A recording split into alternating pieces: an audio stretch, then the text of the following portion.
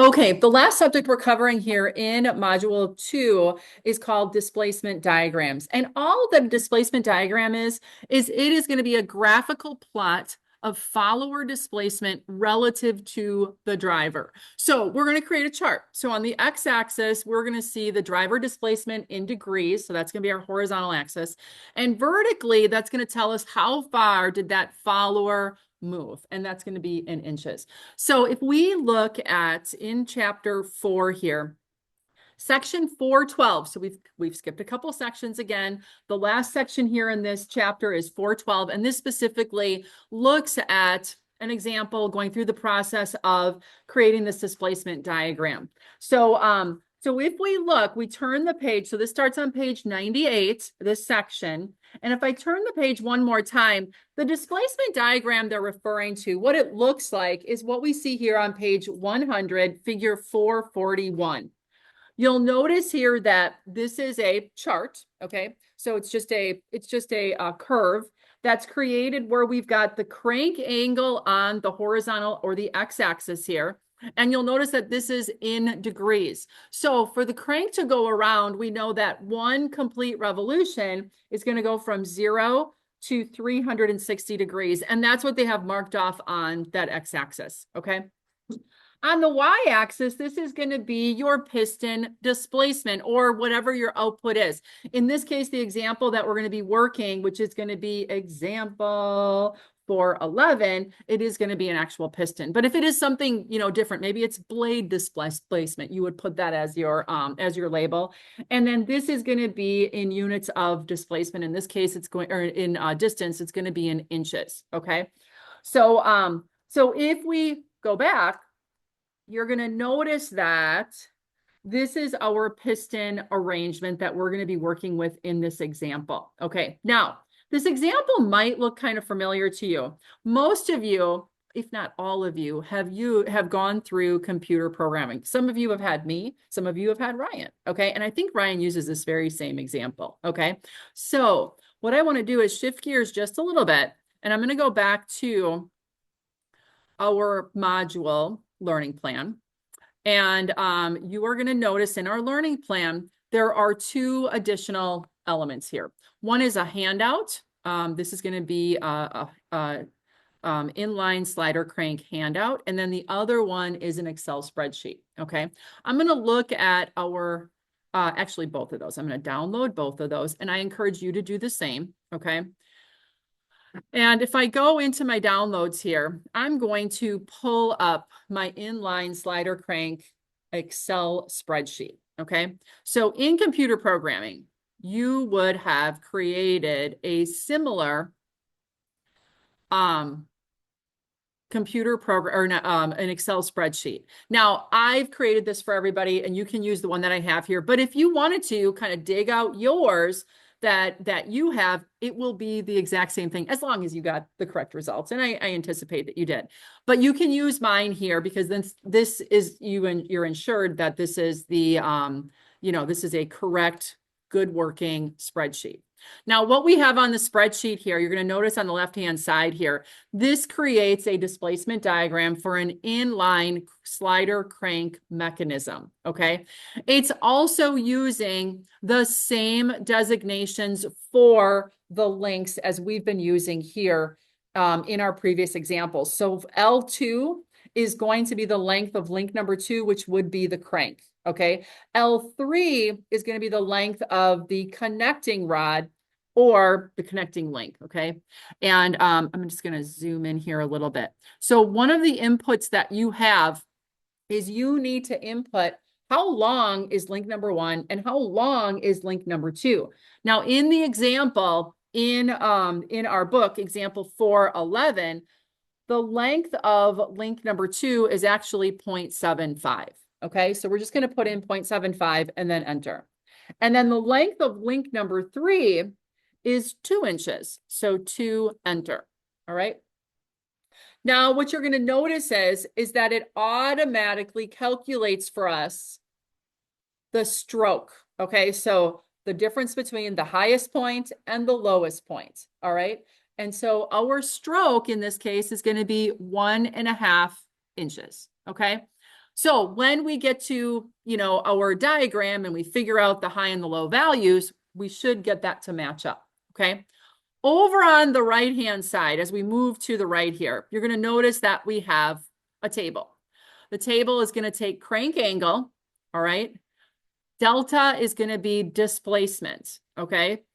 And that's going to be displacement from what we're going to be identifying as our 0 degrees.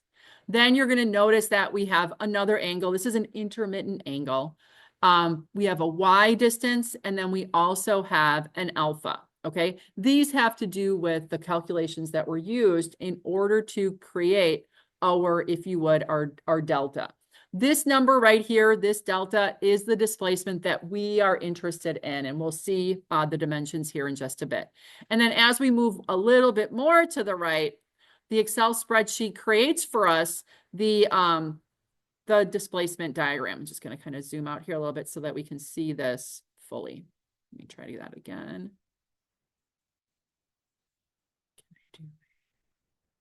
Oops, there we go. You can see that it creates for us a, what did I do here now? I didn't want that. I just wanted the regular, sorry. It creates for us our, I don't know why it's putting this in here. I think it's just the graphics. It's creating for us our displacement diagram. And it shows it from that 0 degrees all the way to 360. And then our piston displacement in inches is going to be on that y-axis, okay? So it takes the information over here and then it translates it into the displacement diagram. So we want to be sure what we're going to do is we're going to do our example. We're going to move our crank around and we're going to verify some values or placements on this Excel spreadsheet that we created. Now, in addition to this, there is also the other handout. So I want to go back to, I'm going to minimize this. Go back over here, and in my downloads, you have that inline slider crank model. Now, I'm not sure if you had me for computer programming, you probably remember this handout. If you had Ryan, I'm not sure if he used this very same thing or not. But what this does is this corresponds the distances to that spreadsheet that we just looked at. Now, these are different values. In our case, in our example 4.1, we have a crank that has a 0.75 and for the crank diameter or for the crank length. And then for our link number 3, we have a length of 2 instead of 3. So the values here are different, but the process that it goes through is exactly the same. So first of all, you're going to notice that in the first illustration here on the left, we have the crank completely vertical and link number 3 completely vertical and in line with the slider, okay? So this would be what we would call the highest limiting position or extreme position of this mechanism. Now, in the case of the cylinder in a piston bore, we would call this top dead center, okay? That's the highest position that's going to be, okay? And then you're going to notice that if we go to the one all the way on the right, you will see that here we have the position in what we would call the bottom dead center. This would be the lowest extreme position of this mechanism, okay? So over here, this is where we see that link number 3 overlapping with link number 2, okay? So it's going to be its furthest point down. And then over here, these are extended in line with one another. Now, the positions in between then are the ones that we kind of hit before we get from one to the other. So you'll notice that our second position here is rotating our crank counterclockwise 45 degrees, okay? And then noticing from that top dead center, that furthest away extreme position, how far did we actually move? And in this case, notice that's that delta, that's the displacement. So that triangle looking symbol is called delta. It's a Greek symbol. And typically in engineering, we see it for a change in. And in this case, it's a change from that top dead center to the new placement when I move the crank 45 degrees, okay? So it went down 0.377, okay? Then you're going to notice that here, if you move it another 45 degrees or 90 degrees from that original top dead center, it's going to have a delta from that 0, if you would, down to 1.172. And then another 45 degrees, we're going to be again a little bit more. And then when we are over the top of one another, this is going to be the position at the bottom dead center, or the second extreme position in its lower position. And that's going to be a total of 2 inches. Now, because this is an inline slider crank mechanism, if we go back to Excel here, that just means that our highest point is going to be that placement at 180 degrees, and it's a mirror image on the other side. Now, if I put these values back to what that example is, where it's 1 inch on our L2 and 3 inches on our L3, then you're going to notice that these same values are going to match what was there. So if I go back to here, if I go to 45 degrees, my delta should be 0.377, okay? So going back to my Excel spreadsheet, and if I go to 45 degrees right here, that's this one. Sure enough, my delta here is 0.377, okay? So what I want you to do is you are going to use this spreadsheet to kind of get your answers, okay? And then you're going to then move your mechanism around to make sure that they match, okay? That's really what you're going to do. So we're going to use example 411 for the process that you're going to use for your homework problem, okay? So any questions kind of how this spreadsheet works? And again, all of you should have, how many people have had computer programming? Perfect. Okay. Joseph, have you? You haven't had it yet, or that Excel? Okay. All right. But does this make sense? Do you have any questions? Okay. All right. So, we're going to keep this in the background here, and we're going to go over to underneath our camera at our example and kind of see what we're supposed to do here, or what the problem is that they want us to complete.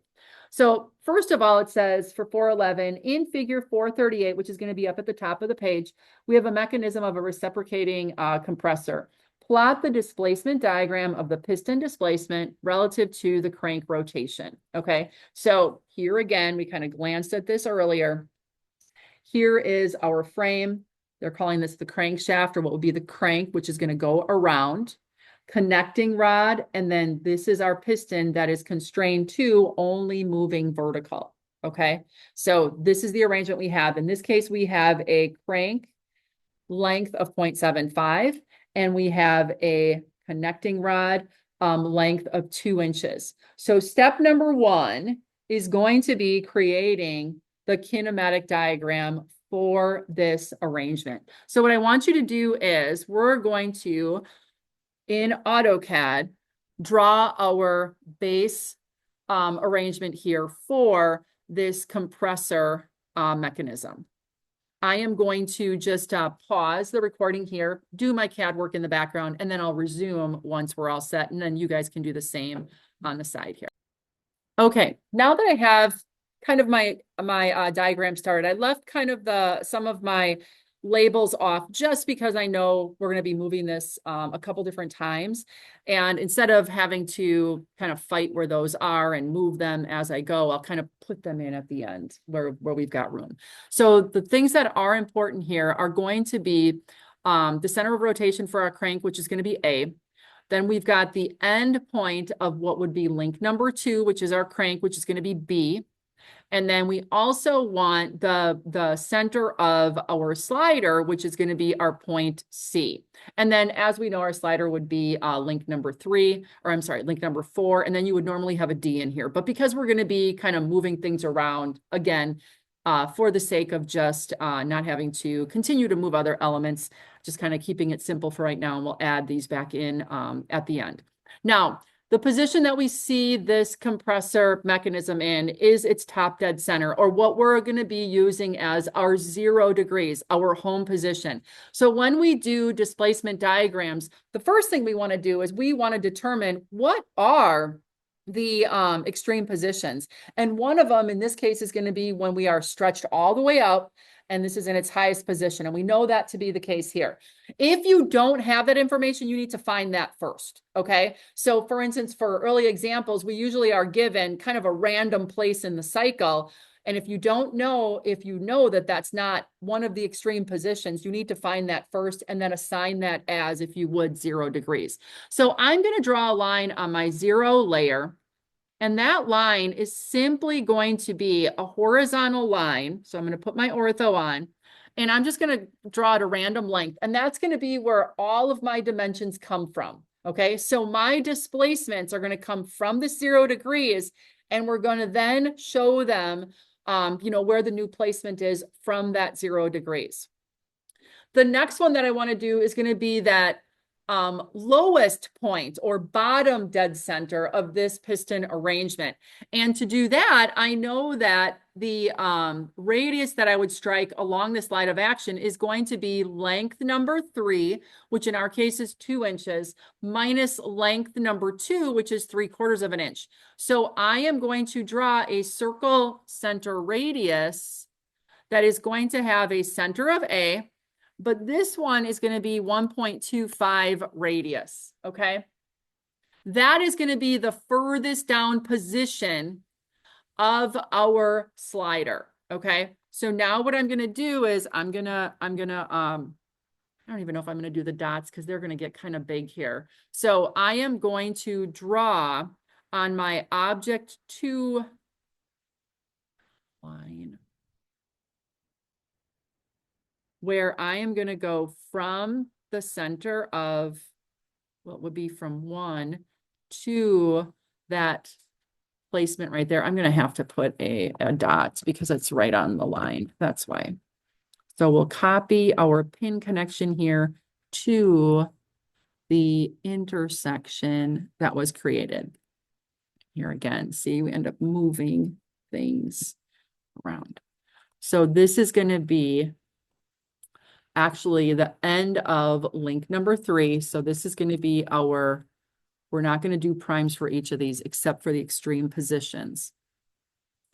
So we're going to call this C prime because this is the bottom dead center and C is the top dead center. Okay. And then we would need to show that link number 2, or I'm sorry, that object line 2, straight line going down to the quadrant of the 0.75 circle. Quadrant there. Okay. And that would be B prime, because that's going to be the lowest position for that B prime. Okay. So that's overlapping.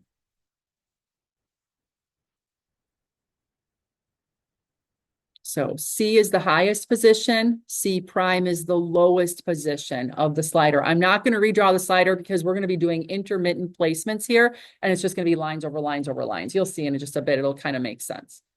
Now, what I want to do is I want to add the dimension. Okay, so I'm going to go on my notes layer, and I'm going to add a linear dimension from the center of C to the center of C prime.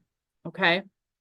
And I'm going to put that dimension kind of all the way out over to the left because we're going to be adding intermittent ones. Now, this represents the difference between the highest extreme position and the lowest extreme position, which is our stroke, okay, which is our stroke. And if we look in the book, the stroke is 1.5 inches, okay? So that confirms that we drew everything correctly. If you get something different than 1.5, then maybe one of those distances aren't quite right. Okay, so you'll have to go back and check that. All right, so that's kind of the highest and the lowest. Now what we want to do is we want to change the position of the crank to be in a couple different locations. And the first location we're going to do is we're going to rotate that crank 45 degrees, okay, 45 degrees. So what I'm going to do here is I am going to try to select the line that goes to B, but I probably, oh, there it is. So you'll notice that my original, right? Doesn't look right. Well, what I'm going to do is I am going to turn off my Object2 layer for right now. Okay. And oh, I drew it as a line. So all I'm going to do is I didn't split it up into two lines. I'm going to go back to, we're going to use Object3, and I'm going to draw a line from the center of A to the center of B to just represent the length of link number 2. And now I'm going to rotate this 45 degrees. Okay. So we're going to do a rotate. Make sure you select that line that you just created. Enter. The center of rotation is going to be point A, and we're going to rotate that 45 degrees. Okay, so you should be out like this. Now, this would be the new position, if you would, of B. We're not going to label it B prime prime because we're going to do like 3 more of these and it's just going to get, too busy, and that's okay. All right. But now what we want to do is we want to go from that position. Where would it cross over that vertical line of action of that slider? So I'm going to go back to my 0 layer, circle center radius from the end point that I just created right down here. That's the center this time. And the radius I'm going to have is going to be 2 inches because that's the length of link number 3. Notice that it crosses the vertical line, okay, right here. So that means using my object 3, I'm going to draw a line from the end point of that 45-degree angle to the new position that crossed that vertical line. That makes sense to everybody? Okay. I'm going to get rid of these 2 radiuses. Actually, all 3 of them. Okay. And now what I'm going to do is I'm going to go to my notes layer and I'm going to draw a linear dimension from the center of the original C to the end point that I just created. Okay. But I'm going to move this dimension so it's like out of the way here. That's my first value. Okay. Now I'm going to go back to my spreadsheet and I'm going to find out what is the number for the displacement at 45 degrees when I have my crank at 0.75 and my connecting rod at 3. So I have to change those dimensions. So I'm going to change my L2 here on my spreadsheet to 0.75 to match what I have in my example. And my L2, I'm sorry, my L3, the connecting rod is 2 inches long. Okay. And if I go here to my crank angle of 45 degrees, my spreadsheet says I should see 0.291. Okay. If I go back to AutoCAD, sure enough, I have 0.291 is my number right here from top dead center to my new location. Okay. Now I'm going to move another 45 degrees. Okay. And I'm going to get that same dimension. So I am going to rotate my crank. Okay. And I'm going to go up to rotate. I have that selected. Enter. It says to specify the base position. That's going to be point A. Now, remember, I want to leave behind a copy. So I have to do C, enter. And then now I want to rotate that another 45 degrees. Don't put in 90, put in 45 because it's from that position. So 45, it'll be now at 90 degrees if you would.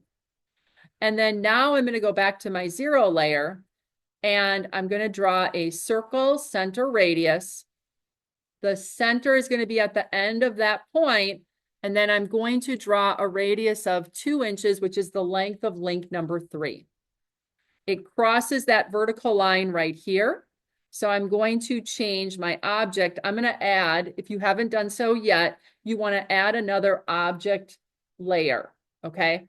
I made a yellow layer still with the dashed line. So if you need to go to your layer properties, click on, if you would, object 2 or 3, enter, and just change the color, making sure that your line type is hidden, okay? So I'm simply going to change the line type from that line that I just rotated to object 4. Make sure that your current layer is object 4. And then I'm just going to connect my line from the endpoint of my crank to the intersection that just was created on that vertical line. Okay. Now here again, I'm not going to put the C prime prime prime, and I'm not going to put the dot for the pin connection because it would get, crazy and busy. Okay, so now what I can do is I am going to go back to my notes layer, and I'm going to do another linear dimension from the center of C to the endpoint of what is my yellow line this time. Okay. And this one I'm going to put up in the middle here. I've got 0.896. Okay. So if I go back to my spreadsheet, this is going to be the 90 degrees from 0, because notice that my yellow, if I measure from 0 degrees when this was vertical to where it's at now, it's 90 degrees. So back at my Excel spreadsheet, I'm going to go down. I'm going to find where 90 degrees is. And you'll notice that I have 0.896 on my spreadsheet as my delta. Back over here, 0.896 is my AutoCAD value. Pretty good, right? And that's why using AutoCAD is important. We can see that we get really good accuracy here, okay? All right, the next one we're going to do is going to be rotating another 45 degrees. So I am going to go to my rotate command. I'm going to select that last crank that I had, hit enter. The rotation point is going to be from A. I want to leave behind a copy. So you want to hit C, enter. I think I hit my mouse. So let me do that rotate again. Rotate, select, enter. Base position is at A. C, enter to copy. And I'm going to do another 45 degrees. I'm going to change this color to object 5. And again, you can pick colors as long as you can see the difference. All right. And then I'm going to change to object 5. All right. I'm going to get rid of my construction circle from before. I'm going to put my construction circle back on, sorry, my 0 layer. And I'm going to do my circle center radius from the endpoint of that new crank position. And I want the radius to be 2 inches, which is going to be right there. It crosses. Okay. So I'm going to go back to my object 5. I'm going to go from that intersection down to the end point of that crank position that I just created. Okay. And then now I'm going to do another dimension, a linear dimension from C to my new position right here. Make sure you grab the right point. And that's going to be 1.319. This would be to 90 plus 45. I think that's 135, right? So I'm going to go back to Excel. I'm going to kind of get this on here so you can see it. I'm going to go back to Excel. And if I go down to 135, 1.352. Go back over here. 1.3519. It would be 1.352 rounding to 3 decimal places. So that is correct. And then the last one that we have, I'm going to put it back in. I think I deleted it somewhere along the way. I want to change that to object 2 and just make sure you might have yours in there. Mine went out. This is just going to be line from here. What is it? Oh, object 2 is off. That's why. I turned it off. That's why it's not on there. There we go. And then you'll notice that object 2 is there. Now, you do not need to put in all of the dots and the positions along here, because again, it just gets too close to try to put the values in there. What we do want to add, though, is we want to get rid of this construction line. I'm going to scooch my 1.5 closer. Okay. And then I want to add the labels in that aren't here yet. So I'm going to move my number 1 to where the frame is. I'm going to move my number 2 over about here, what you can do. Number 3, kind of the same thing. Number 3-ish right about there, because there's too much busyness over here. Number 4, let me scooch this over. Number 4 is my slider. And again, use your best judgment. And then for the placement, and then D is going to be here. And then I've just got to move this over, and over. And I think that should, it's a little close, but that's okay. All right. Now, this is showing us what are intermittent values along the way to what would be 180 degrees on our diagram. Okay. So if we go look back at our Excel spreadsheet, as we know, if we look here, our highest position was 1.5 inches. We don't see that actually over here, but it's right in the middle here. That would be 1.5. And if we look over here, our highest value, we should see 1.5 right here at the 180 degree mark on an inline. Okay. It also is going to be the value that we see as the stroke. Okay. Now over here as well, you'll notice that starting at that 0, because it's an inline, it's going to be a mirror image on the other side. That's why I don't have you guys worry about adding more rotations on the opposite side, because it would be the mirror image. Does that make sense? Now, if you create your diagram here and your numbers are not coming out, then something in your original layout does not match the numbers that are there. Okay. All right. So for handing in here, you are going to take a screenshot of this diagram. So you would do your screen snips. We would go around this area and we're going to go back to our document and add, I'm assuming that this is towards the bottom. So I'm going to insert a page break. This is example 411, and then I'm going to put my screenshot here. Okay. Now, these values are going to tell me that you did it correctly. So I'm not, for the practice problems, I'm not going to worry about screenshots of the Excel spreadsheet. Okay. You don't have to worry about that, because if you got these same numbers, I know you're correct. Okay. For your homework though, I'm going to have you hand in the file you're going to attach that you change to match the numbers that are in the book, which then your diagram is going to have to line up with those numbers as well. Does that make sense? And we'll talk about that in more detail. Aiden. Okay. Yeah, I'll talk about that in just a bit. But for our practice problems, for example, 411, you just need this diagram, okay? Just to kind of keep it simple, because we all kind of looked at that Excel spreadsheet. Okay. No hand calcs on here. Nope. Just the graphical solution, and your screenshot lets me know that you did that correctly. So then what you can do is you can save this. You can file save as your practice problems. And then this is going to be the file that you hand in for the practice problems. So let's take a real quick peek the practice problems to be sure we've got what we need. So if I go back to module 2 and I go to the practice problems, okay, you have example 4.1, 4.2, which we did last time.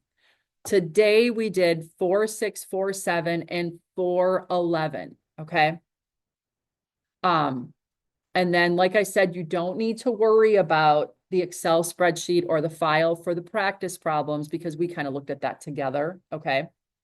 And then don't forget to answer the 2 questions that are here as part of your Word document.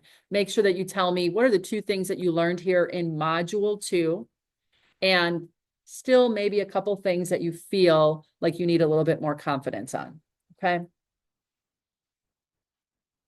Now, then you'll just hand in that document for the practice problems that we just worked on. If you need to put some finishing touches on those during our lab time, you're welcome to do that. And I'm happy to come around and help you with any adjustments that you need to make if you're seeing any discrepancies, okay?